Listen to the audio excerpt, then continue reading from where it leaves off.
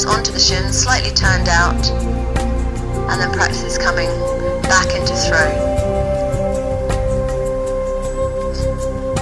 Clasp the hands together, extend one leg all the way back, holding yourself, and allow the shin to be presented for the base, making transitions, practicing from shin to bird, coming back into throne, and then back into bird, making those transitions smooth, back onto the shins, and back into bird.